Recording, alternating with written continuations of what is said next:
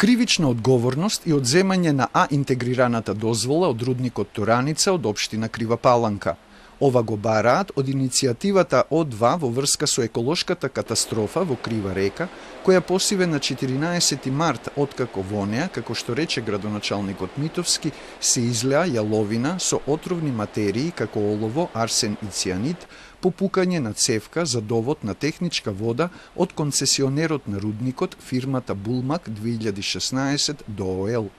Од О2 бараат санкции за Тораница, но и проверка на работата на инспекцијските служби, кои, како што велат, не делувале навреме.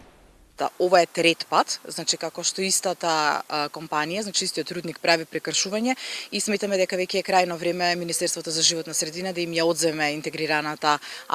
дозвола за работа. Очигледно дека казните на нив не влијаат,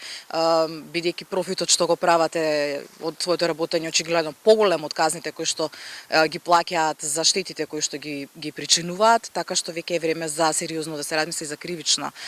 одговорност, значи не само кон компанијата, треба да се разгледа и сметаме дека исто така Министерството за животна средина и инспекцијските служби мора да го разгледаат и делувањето на инспекторите, бидејќи ова не е ситуација која што се појави вчера, ова се случило на 14 март. Ние не работиме како што ќе посака некој, туку исклучиво согласно закон. Од страна на Државниот инспекторат за животна средина, освен што е констатиран прекршок и казна до 200.000 евра за правниот субјект и 10.000 евра за одговорното лице, тие се дадени на Комисијата за прекршоци во Министерството за животна средина, вели за Телма директорката на инспекторатот Ивана Гиновска. Според неа издадено е и решение со кое се задолжува Булмак 2016 и рудникот Тораница да преземат мерки согласно интегрираната еколошка дозвола, да направат проценка преку надворешни стручни лица во определен рок дали има штета и во колкави размери е таа.